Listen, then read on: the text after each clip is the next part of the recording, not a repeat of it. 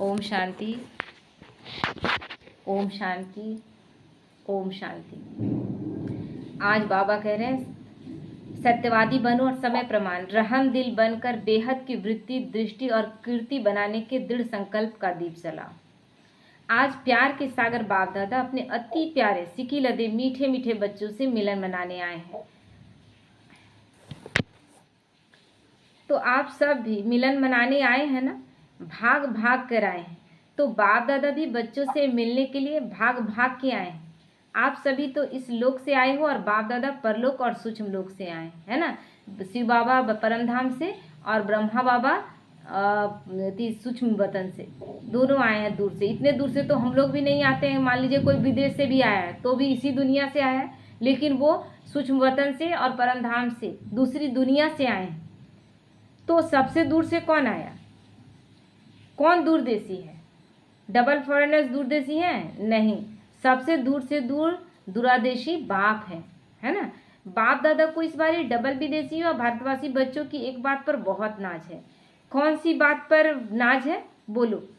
विशेष double विदेशी बच्चों की हिम्मत देख बाप दादा को नाज है कि कैसी भी परिस्थिति में बाप से मिलने के लिए पहुंच गए हैं, है ना। वो इतने उत्साहित रहते हैं कि अगर नौकरी भी छोड़ना हो तो नौकरी छोड़ देते हैं और आ जाते हैं कि बाद में फिर नौकरी, जब यहाँ से बाबा मिलन मना के जाएंगे तो फिर नौकरी कर लेंगे, लेकिन अभी तो बस बाबा मिलन मनाना है। इतना उनको प्यार है बाबा से। तो ड्रामा ने खेल भी दिखाया, लेकिन बाप और बच्चों के मिलन को ड्रामा भी रोक नहीं सका। तो ऐसे हिम्मत वाले बच्चों पर बाप दादा विशेष वरदानों की वर्षा कर रहे हैं। आज जिस घड़ी जो भी बच्चा जो भी वरदान चाहे वो वरदान मिलेगा, है ना। महसूस करे वरदान का।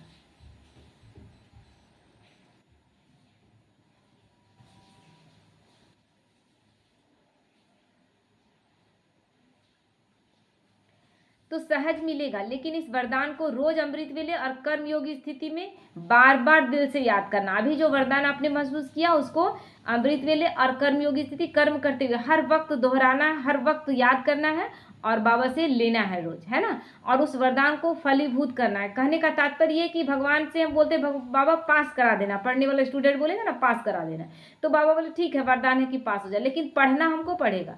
हम जब हिम्मत का कदम उठाएंगे पढ़ने का, तो पढ़ने में वो रास्ता सहज कर देगा, है ना। पढ़ाई जो चीज़ हमको बहुत चीज़ समझ में नहीं आता था तो लगेगा कि जैसे आप सब समझ में आ रहा है, तो वो इस बात को सहज कर देगा। लेकिन पढ़ना पड़ेगा और लिखना पड़ेगा एग्जाम में। तो दिल शिकस्त नहीं होना। वरदान प्राप्त है सिर्फ जैसे स्थूल नैनों के बीच में निरंतर बिंदी चमकती है ना, तो ऐसे सदा नैनों में बाप बिंदी को समा कर रखना। रख सकते हो या मुश्किल है? बाबा कहते हैं रख सकते हो या मुश्किल है, सहज है। तो जैसे स्थूल बिंदी निरंतर है, ऐसे नैनों में निरंतर बाप बिंदी भी समाया हुआ हो।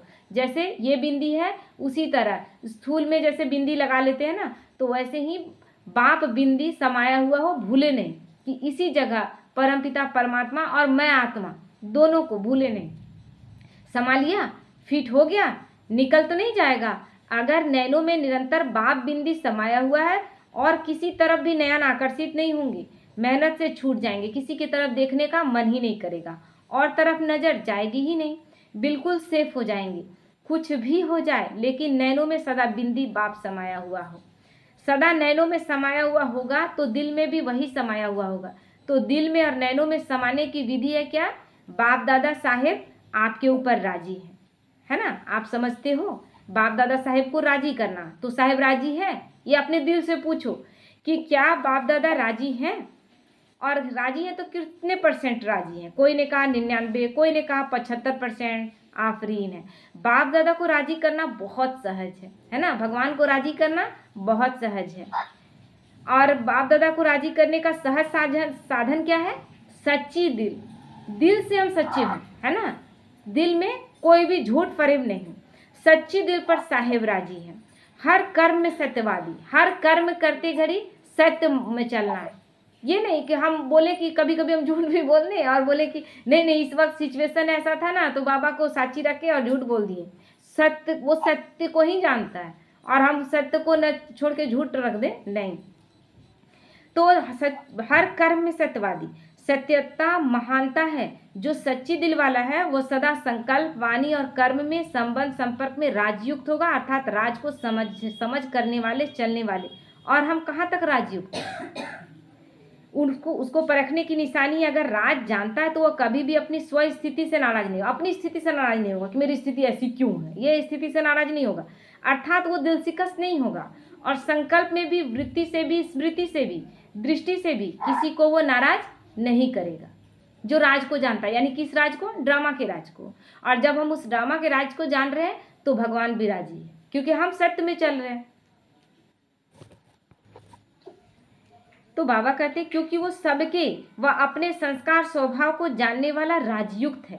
तो बाप को राजी करने की विधि है राजयुक्त चलना, और राजयुक्त अर्थात न अपने अंदर नाराजगी आए, न औरों को नाराज करें। उसको सदा समय अनुसार अपने मन बुद्धि को स्वप्न तक भी सदा शुभ और शुद्ध रखो। कई बच्चे रो रिहान में कहते हैं बाप दादा तो शक्तियां देता है, लेकिन समय पर शक्तियां यूज नहीं होती। जब समय आता है तो नाराज हो जाते हैं। इसलिए बाबा कहते हैं बाप दादा विशेष सब बच्चों के साथी होने के संबंध से विशेष ऐसे समय पर एक्स्ट्रा मदद देते हैं। क्यों? बाप जिम्मेवार है बच्चों को संपन्न बनाए साथ ले जाने के लिए। तो जो सच्चे दिल है ना, तो वो करना चाहते हैं तो बाबा उनको साथ देता है, छोड़ता नहीं। तो बाप अपनी जिम्मेवारी विशेष ऐसे समय पर निभाते हैं, लेकिन कभी कभी बच्चों की मन की कैचिंग पावर का स्विच ऑफ होता है। तो बाप क्या करें?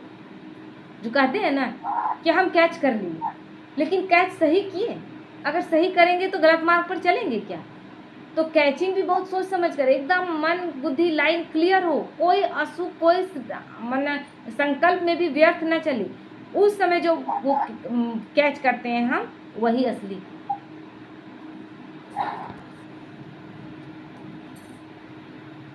तो इसीलिए बाबा कहते हैं तो कैचिंग पावर के लिए किसी किसी का स्विच ऑफ है, तो बाबा बोलता है तो अपने सदा अपने मन की कैचिंग पावर, जिसको आप कहते हैं टचिंग, उस टचिंग व कैचिंग पावर का स्विच ऑन रखो, यानी व्यर्थ और नेगेटिव से मुक्त रहो। तब बाबा टच करेगा बुद्धि कि क्या करना है।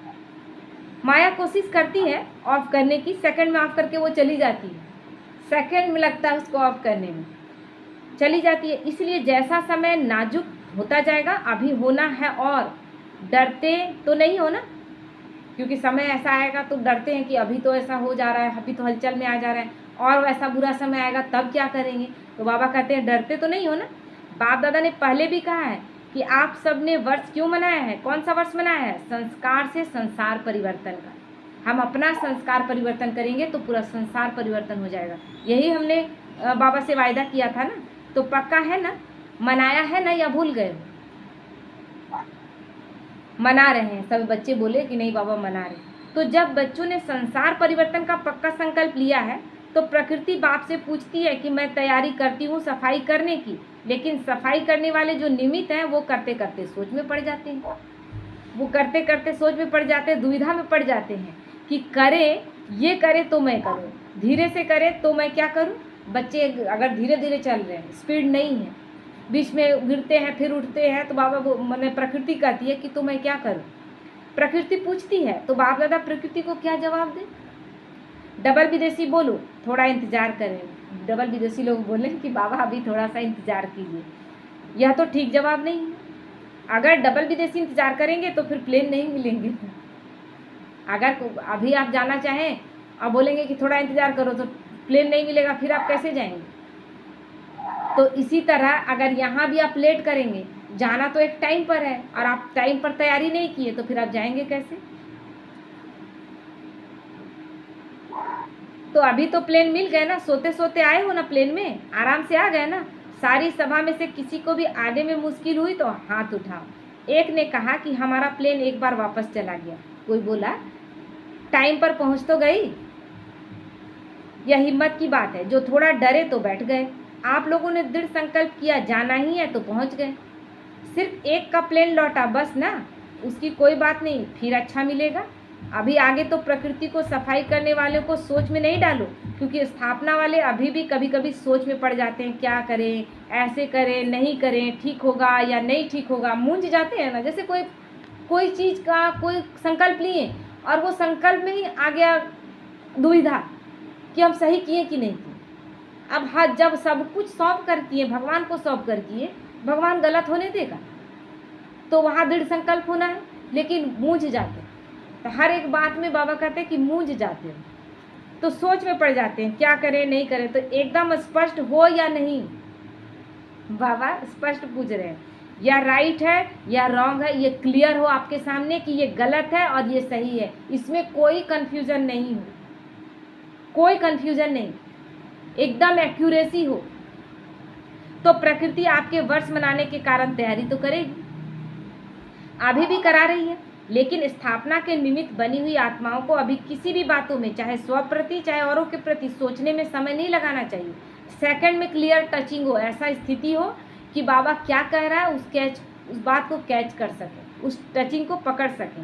बिंदी लगाने में कितना टाइम लगता है? सेकंड लगता है ना? पूछ रहे बाबा, लगता है सेकंड लगाने में? सेकंड में क्लियर टचिंग हो तो बिंदी लगाने में कितना टाइम लगता है? कोई बोला सेकंड। तो जब प्रैक्टिकल लाइफ में बिंदी लगाते हो तो सेकंड लगता है। ये बिंदी लगाने में 1 सेकंड लगता है, बस उठा के लगा ली। या फिर कोई बुक में कॉपी में लिख रहे हैं तो वहाँ भी फुल स्टॉप लगाने में बड़ा आसान है, लेकिन बातों को फुल स्टॉप लगाने में कितना टाइम लगता है, इसका पूछ रहे हैं बाबा। तो बाबा कहते हैं प्रैक्टिकल लाइफ में कितना सेकंड लगता है? कोई भी बात में बिंदी लगाने में या बिंदु नैनो में बिंदु बात को समाओ तो मेहनत से छूट जाएंगी। रूप स्थिति में स्थित होने से, बिंदु रूप स्थिति में स्थित होने में सेकंड लगता है। मानो कोई बात आपके सामने आ गई, उसको बिंदी लगाने में सेकंड लगता है कि घंटों लग जाते?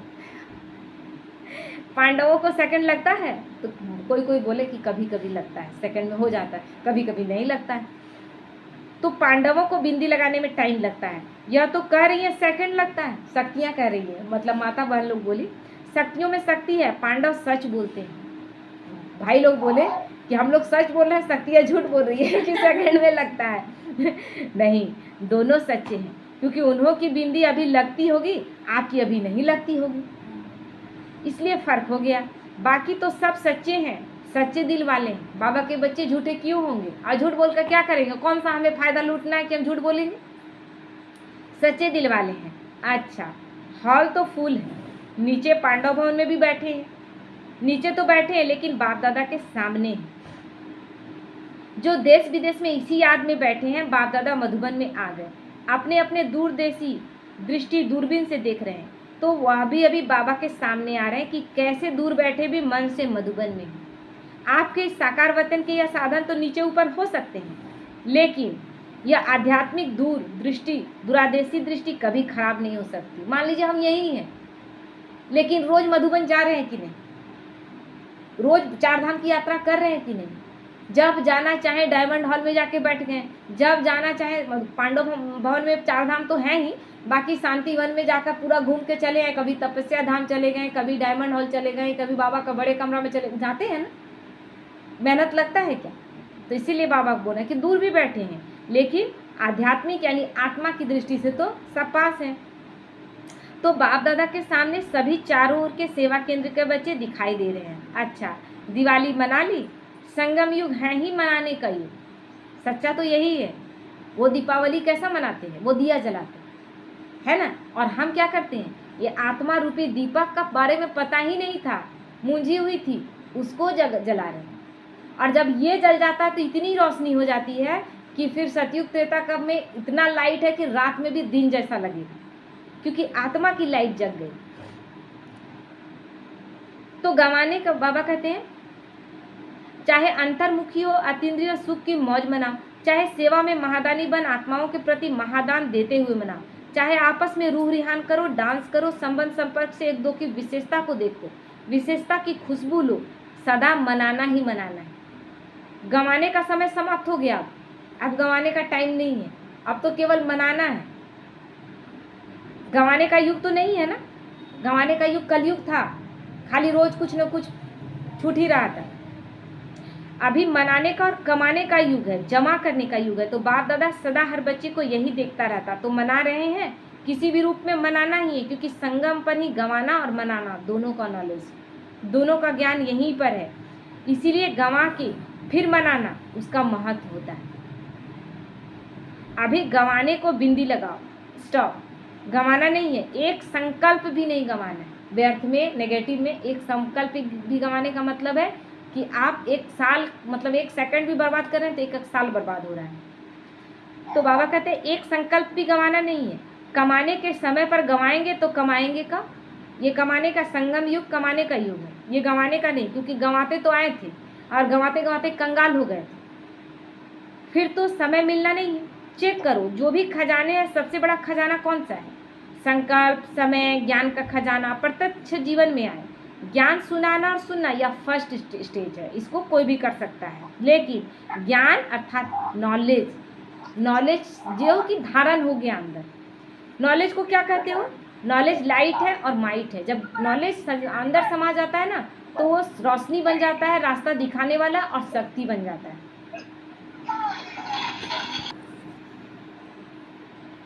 तो बाबा कहते हैं नॉलेज को क्या कहते हो? लाइट और माइट कहते हो ना। तो ज्ञान का अर्थ है, ज्ञान व नॉलेज का अर्थ है इस संकल्प में, बोल में, कर्म में लाइट और माइट है, तब कहेंगे नॉलेजफुल।